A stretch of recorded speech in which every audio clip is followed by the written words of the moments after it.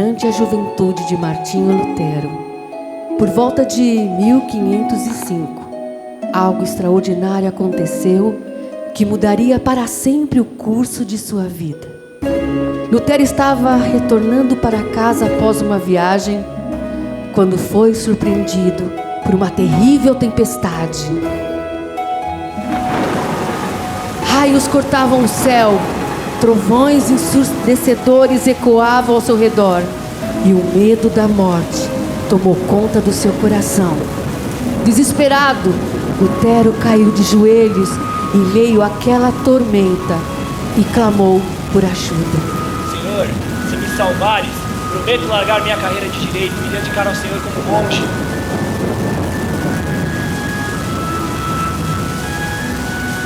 A tempestade passou e Lutero saiu ileso. Fiel ao seu voto, ele entrou para o mosteiro, dando início à sua jornada espiritual e aos eventos que culminariam na Reforma Protestante.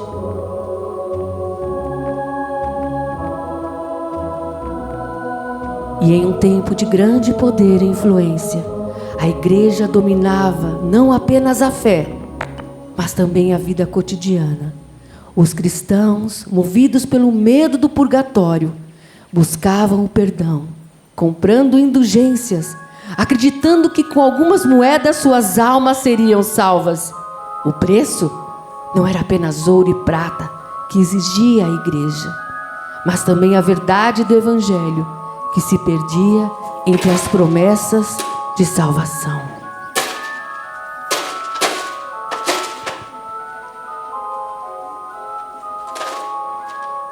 No coração da Alemanha, em meio às sombras da corrupção, um homem começou a questionar o sistema.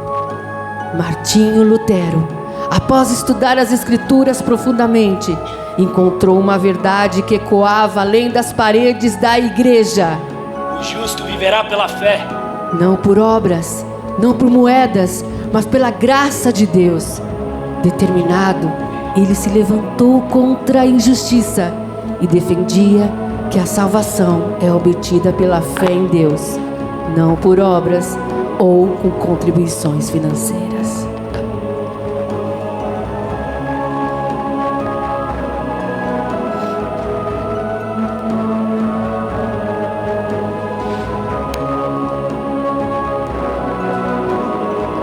Em 31 de outubro de 1517, Martinho Lutero, movido pela inquietação com os abusos da igreja, tomou um passo decisivo que ocorreria por séculos na porta da igreja de Wittenberg.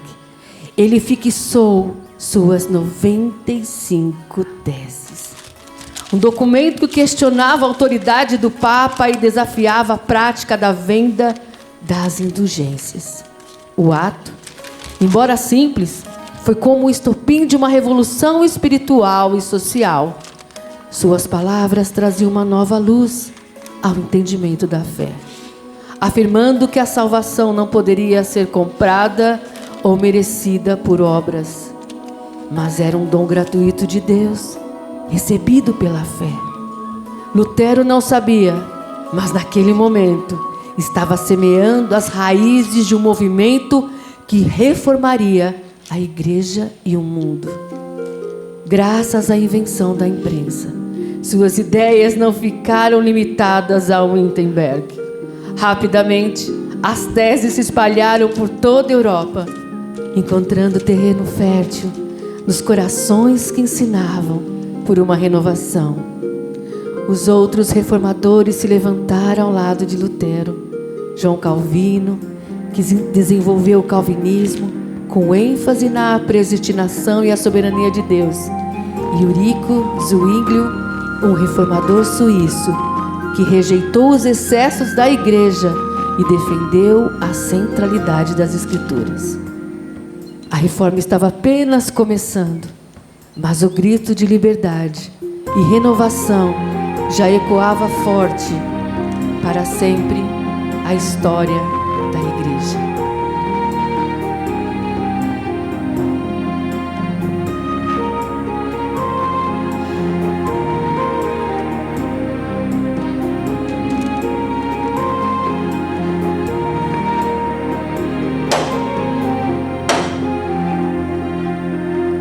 Naquele dia, o martelo de Lutero não apenas ressoou nas paredes de Wittenberg, mas em todo o coração da cristandade.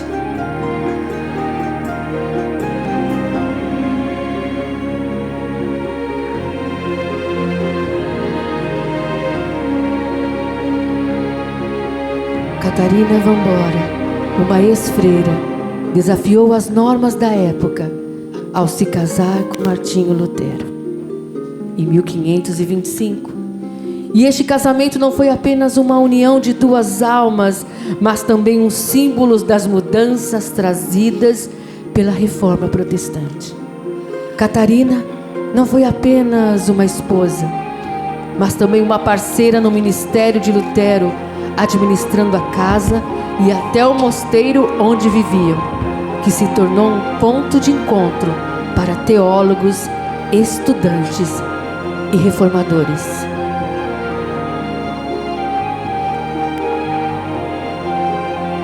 Com força e sabedoria, Catarina foi um alicerce para Lutero, trazendo estabilidade em tempos de incerteza. Ela administrava os bens da família, cuidava dos filhos e ajudava a manter o mosteiro como um refúgio de hospitalidade e ensino.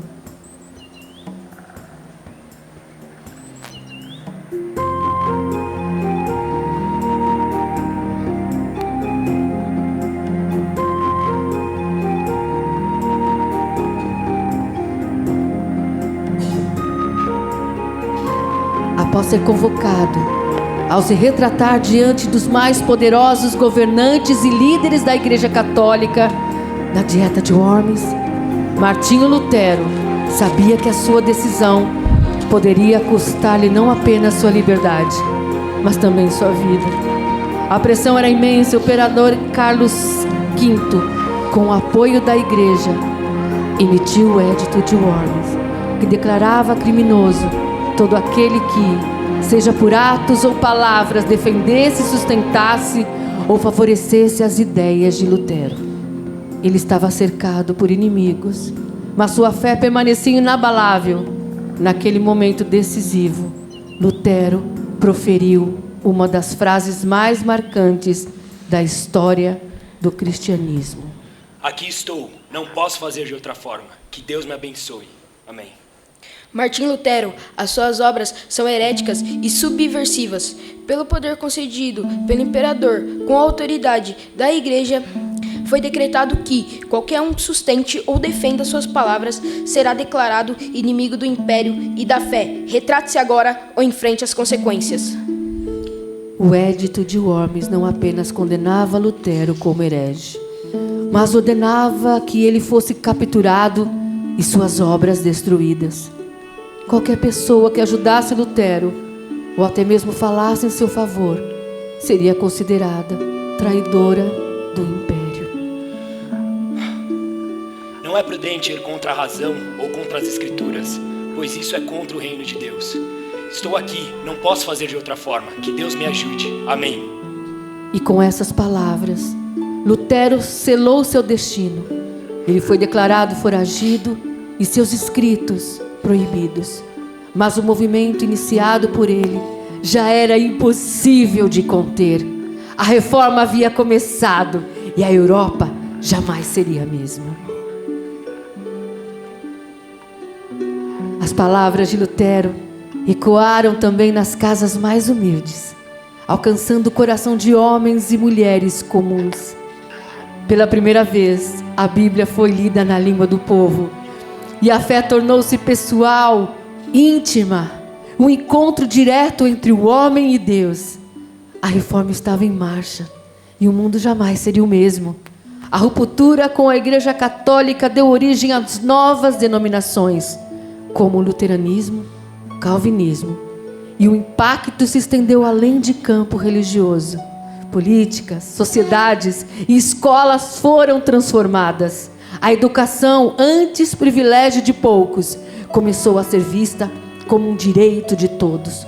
Com a Bíblia traduzida para as línguas vernáculas, acessível a cada homem e mulher, embora a reforma tenha desencadeado guerras religiosas e a reação da contra-forma católica. Ela também pavimentou o caminho para o pluralismo religioso e a liberdade da consciência. Ao desafiar a autoridade da Igreja, a Reforma redefiniu a fé e abriu novas perspectivas sobre liberdade religiosa e individualidade espiritual, que continuam a moldar a sociedade até os dias atuais.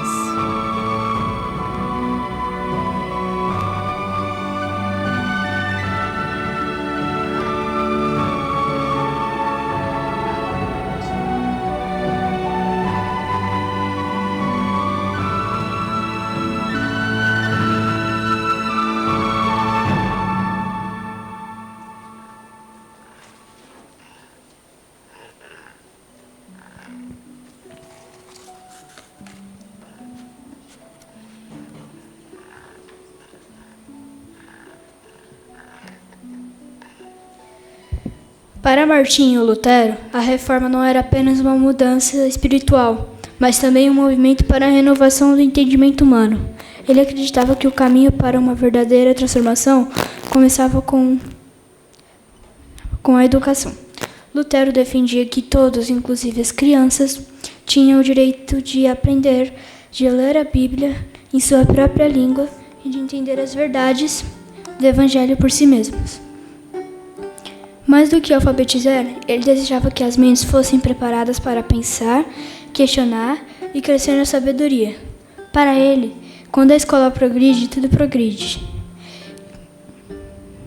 Ele via a educação como uma ferramenta vital para fortalecer tanto a fé quanto a sociedade.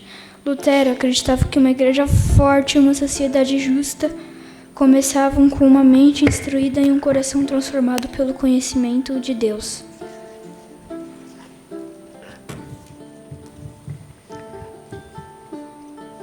Lutero acreditava que o conhecimento liberta e que a verdadeira fé floresce em corações que conhecem a verdade. Ele sonhava com um povo que, ao aprender a ler, pudesse mergulhar nas Escrituras e encontrar a verdade divina por si mesmos. A educação para ele não era apenas um fim em si, mas um meio para que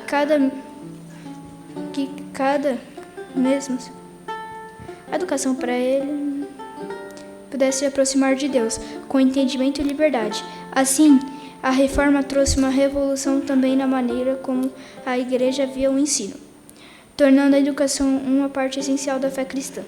Ele sabia que o conhecimento liberta e que a fé verdadeira só poderia crescer em corações que conhecessem a verdade.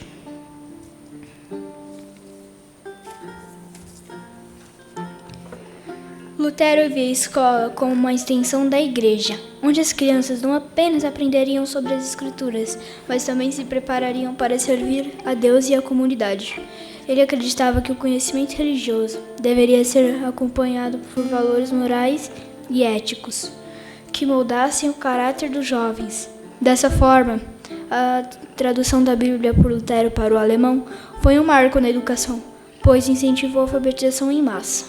Antes disso, a Bíblia era majoritariamente lida em latim, acessível apenas a um grupo seleto de estudiosos e clérigos. Lutero queria que todos os cristãos pudessem ler a Bíblia em sua própria língua, o que exigia que eles soubessem ler e escrever. Sua tradução da Bíblia para o alemão ajudou a padronizar a língua e também a impulsionar a educação popular.